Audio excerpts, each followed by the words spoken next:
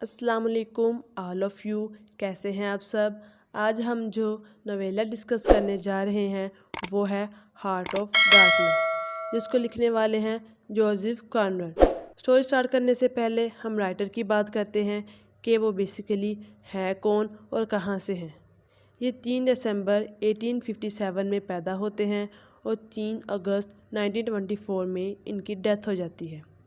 ये English novelist थे, short story writer भी थे और मोस्ट फेमस राइटर किस बेस पे हुए, अपने मोस्ट फेमस वर्क्स की बेस पे, जिनमें सबसे पहले आ जाता है नाम लॉर्ड जिम का, जो कि 1900 में पब्लिश्ड हुआ था। नेक्स्ट नाम आ जाता है नोस्ट्रोमो का, जो कि 1904 में पब्लिश हुआ था। थर्ड नाम आ जाता है द सीक्रेट एजेंट का, जो कि 1907 में पब्लिश हुआ था। और फोर्थ है हार्ट ऑफ डार्कनेस, जो कि 1902 में पब्लिश्ड हुआ था। फ्रेंड्स, जो हार्ट ऑफ डार्कनेस है वो बेसिकली एक नोवेला है। नोवेला किसे कहते हैं? अब नोवेला उस पीस ऑफ राइटिंग को कहते हैं जो शॉर्ट स्टोरी से लंबा हो और नोवेल से छोटा हो। फ्रेंड्स, जो जोसेफ है उसे अर्ली मॉडर्निस्ट माना जाता है। हालांकि हमें इनके वर्क्स के अंदर 19th सेंचुरी के एलिमेंट नज़र आते हैं, जैसा कि रियलिज्म का एलिमेंट है इनके वर्क्स के अंदर दिखाई देता है, लेकिन फिर भी अपने हीरो की स्टाइल और नैरेटिव टेक्निक्स की बेस पे ये मॉडर्निस्ट कंसीडर किए जाते हैं। अब हम स्टोरी की तरफ आते हैं। सबसे पहले हम कैरेक्टर्स की बात करते हैं। इस स्टोरी में मोस्ट इम्पोर्टेंट कैरेक्टर है मार्लो का। मार्लो जो है वो हार्ट ऑफ डार्कनेस का प्रोटैगनिस्ट है, यानी कि सेंट्रल कैरेक्टर है। ये फिलोसफिकल भी है, इंडिपेंडेंट माइंडेड भी है और ये स्टोरी टेलर का मास्टर भी है। ये 32 ईयर्स ओल्ड है और ये एक सेलर है जो कि हमेशा समंदर में ही रहता है। जब स्टोरी स्टार्ट होती है तो मार्लो है उसे बुद्धा के पोस्टर में दिखाया जाता है। बुद्धा के पोस्टर में दिखाने का अब क्या पर्पज़ है? द सिंबल ऑफ ट्रूथ, मतलब जो कहेगा ये कैरेक्टर सच कहेगा, सच के सिवा कुछ नहीं कहेगा। और इस स्टोरी के अंदर जो मार्लो है वो हमें फर्दर स्टोरी नरेट करके सुनाएगा। हम कह सकते हैं कि मार्लो जो है वो हार्ट ऑफ डार्कनेस का नरेटर भी है। इसने जर्नी करनी है। इसने जर्नी कहाँ से करनी है? आउटर स्टेशन से लेकर सेंट्रल स्टेशन से होते हुए इनर स्टेशन तक जाना है और फिर वहाँ से कॉन्गो रिवर तक पहुँचेगा। ये कैरेक्टर के साथ जर्नी में जो जो होगा वो सब कुछ नरेट करके बताएगा स्टोरी के अंदर। ये कैरेक्टर हमें कॉलोनियलिज्म की ब्रुटैलिटी बताएगा। नेक्स्ट कैरेक्टर जो है हमारे पास वो सेकंड मोस्ट इम्पोर्टेंट कैरेक्टर है, वो है कर्ड्स का कैरेक्टर। अब कर्ड्स कौन है? Curds second most important character है। इस कैरेक्टर के थ्रू हमें यूरोप दिखाया गया है। ये कैरेक्टर एम्बॉडीमेंट है यूरोप का, क्योंकि जो यूरोप की हॉलीनेस और ब्रुटैलिटी है उसको एक्सपोज करेगा ये कैरेक्टर। इसके अलावा ये कर्ड्स जो है ये यूरोपियन है, वाइट मैन है, पेंटर भी है, बहुत अच्छा पोइट भी है, गुड स्पीकर भी है, man of the noble word भी है, रिस्पेक्टेबल भी है। इतने सब कैरेक्टरिस्टिक होने के बावजूद जब ये कॉन्गो में जाता है और जब ये लोगों से दूर हो जाता है तो ये कैसे हमारे सामने आता है वो हम स्टोरी में देखेंगे कि कैसे एक डार्क सोल बन जाता है ये कैरेक्टर। मार्लो और कर्ट्स के थ्रू राइटर ने एक बहुत इम्पोर्टेंट थीम कन्वे किया है, वो है थीम ऑफ रिस्ट्रेंट का, मतलब रुकावट का। जब आप सोसाइटी में होते हैं तो तब आप कैसे होते हैं, और जब आप सोसाइटी से दूर हो जाते हैं तो तब आप कैसे होते हैं। जो मार्लो है वो पिक्चर है सोसाइटी के अंदर होने की, और जो कर्ड्स है वो पिक्चर है सोसाइटी से दूर होने की। नेक्स्ट हमारे पास आता है द मैनेजर का कैरेक्टर। ये जो मैनेजर है ये chief agent of company it's African treasury है। ये सेंट्रल स्टेशन को रन करता है और ये एक माइनर कैरेक्टर है। फिर आता है हमारे पास चीफ अकाउंटेंट का कैरेक्टर। चीफ अकाउंटेंट जो है वो एक एफिशिएंट वर्कर है जो ऑटो स्टेशन पे होता है। ये एक वाइट मैन है। फिर अपने पास कैरेक्टर आता है द हर्ली क्वीन का। ये रशियन ट्रेडर है कर्ज का। इसका नाम हर्ली क्वीन मार्लो ने रखा था क्योंकि इसने डिफरेंट कलर के पैचेस पहने होते हैं अपने क्लॉथ के ऊपर से। ये कर्ज को बहुत ज़्यादा आइडलाइज करता है। फिर है द अटेंडेंट, ये कर्ज की फियांसी हैं और ये कर्ज से बहुत ज़्यादा प्यार करती हैं और कर्ज का इंतज़ार कर रही होती है। फिर नेक्स्ट करेक्टर है द कर्ज नेटिव मिस्ट्रेस। ये कर्ज की नेटिव मिस्ट्रेस हैं जो कि कोंगो में हैं। ये बिल्कुल ऑपोजिट करेक्टर हैं कर्ज की फियांसी से।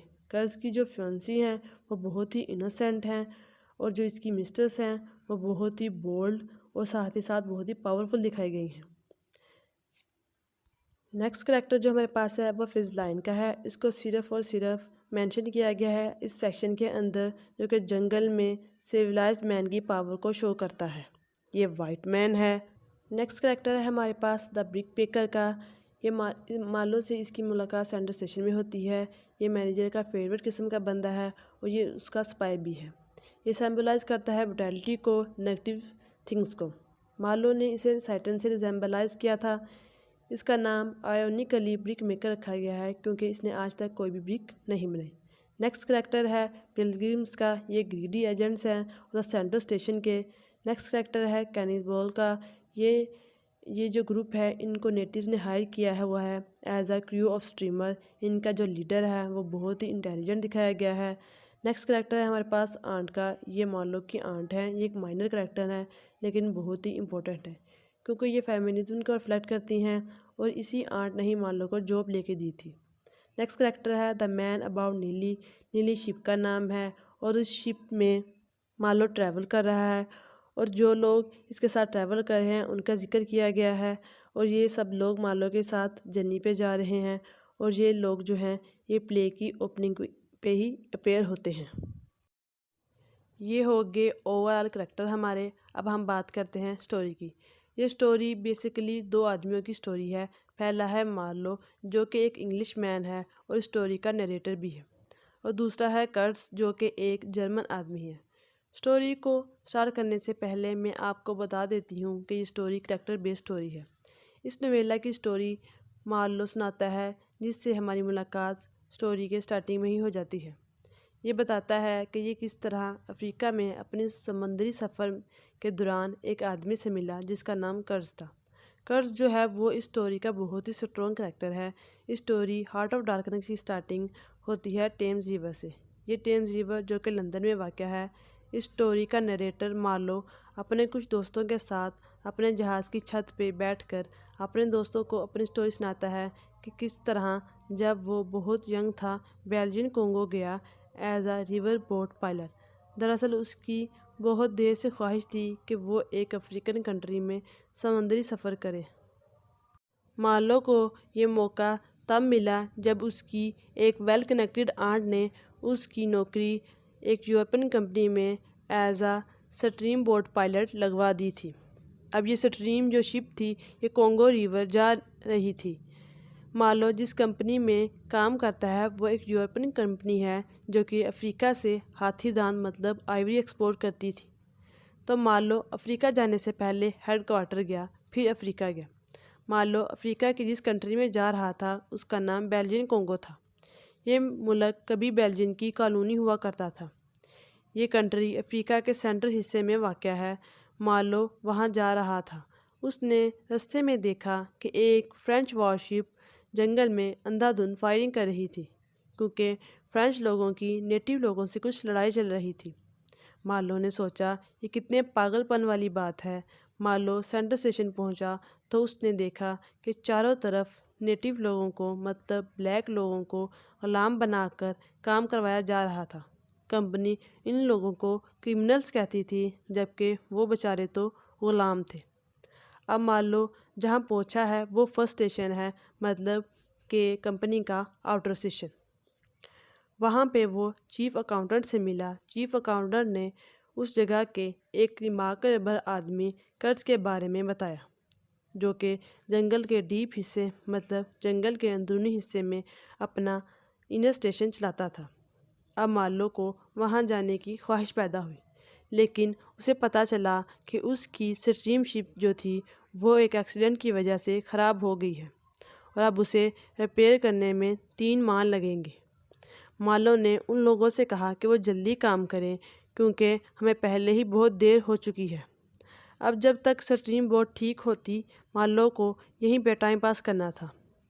इसी दौरान उसने कर्ज के बारे में बहुत सी तारीफ़ें सुनी। एक्चुअली कर्ज था ही कुछ इस तरह का आदमी जिसमें बहुत सारी इम्प्रेसिव एबिलिटीज़ थी। मार्लो ने ये भी सुना था कि कर्ज ने बहुत बार कंपनी को बहुत ज़्यादा फ़ायदा दिया था। एक दिन मार्लो अपनी स्ट्रीम शिप में गया ये देखने के लिए कि कितना काम हुआ है। जब वो स्ट्रीम शिप के अंदर गया तो उसने देखा कि दो आदमी स्ट्रीम शिप के बाहर कुछ बातें कर रहे थे। मार्लो छुप के उनकी बातें सुनने लगा। अब ये दो आदमी कौन थे? एक था जनरल मैनेजर और दूसरा था ब्रिक मेकर।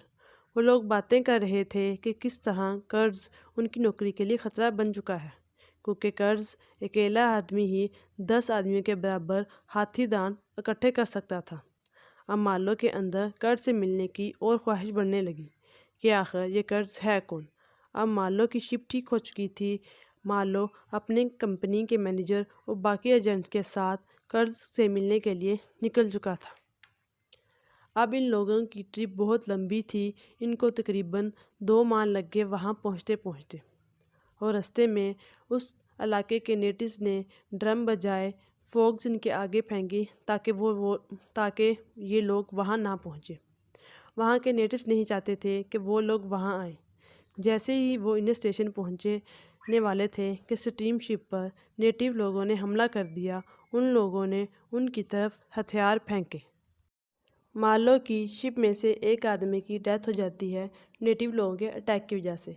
जैसे ही वो लोग इन स्टेशन पहुँचते हैं तो उनसे मिलने के लिए एक रशियन ट्रेडर किनारे पे ही आ जाता है। वो उन लोगों को बताता है कि कर्ज जिंदा है लेकिन बहुत ज़्यादा बीमार है। अब जनरल मैनेजर और उसके कुछ साथी कर्ज को लेने के लिए अंदर चले जाते हैं, लेकिन मार्लो उस रशियन ट्रेडर से बात करने लगता है। उस रशियन ट्रेडर ने मार्लो को बताया कि जो कर्ज है वो यहाँ के लोगों के लिए गॉड बन गया है।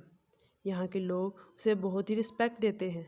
अब जनरल मैनेजर और उसके आदमी जब कर्ज को बाहर लेके आते हैं तो जैसे ही वो बाहर लेके आते हैं तो वहाँ के नेटिव्स लोग और एक वुमेन जो शायद कर्ज की मिस्ट्रेस थी और झगड़ा करने के लिए आगे आ जाते हैं, लेकिन कर्ज उन लोगों को रोक देता है तो वो लोग पीछे चले जाते हैं।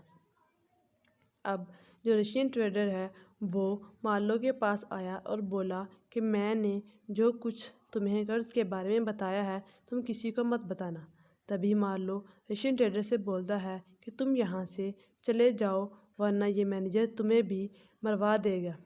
फिर रशियन ट्रेडर वहाँ से भाग जाता है और ये लोग जब अगली दोपहर कर्ज को वहाँ से लेकर जा रहे होते हैं तो वहाँ के नेटिव्स इकट्ठे हो जाते हैं और ज़ोर ज़ोर से रोने लगते हैं, क्योंकि कर्ज उनसे अलग हो रहा था। कर्ज दिन ब दिन वीक होता जा रहा था। ऐसा लग रहा था कि वो अब ज़्यादा टाइम के लिए ज़िंदा नहीं रहेगा। अब ये लोग स्ट्रीम बोर्ड में कर्ज को लेकर वहाँ से जा रहे होते हैं कि एक रात मार्लो कर्ज के कमरे में जाता है और कर्ज से बात करता है। कर्ज मार्लो को बताता है कि वह मौत का इंतज़ार कर रहा है। मार्लो उसे देख रहा होता है। उसके चेहरे पर कुछ चेंजेस आ रहे होते हैं। ऐसा लग रहा था कि जैसे वो उसे कुछ कहना चाह रहा हो। कर्ज के लास्ट वर्ड्स थे द हॉरर। ये थे कर्ज के लास्ट वर्ड्स। कुछ देर बाद जब सब लोग डिनर के लिए इकट्ठे होते हैं तो उनके पास एक लड़का आता है और वो बताता है कि कर्ज की डेथ हो जाती है। फिर सब अपना डिनर छोड़ के उसे देखने के लिए भागते हैं। मरने से पहले कर्ज ने मार्लो को कुछ अपने इम्पोर्टेंट डॉक्यूमेंट दिए थे, मतलब कुछ इम्पोर्टेंट पेपर। मार्लो उनको लेकर चुपचाप किसी को बताए बगैर यूरोप वापस आ जाता है।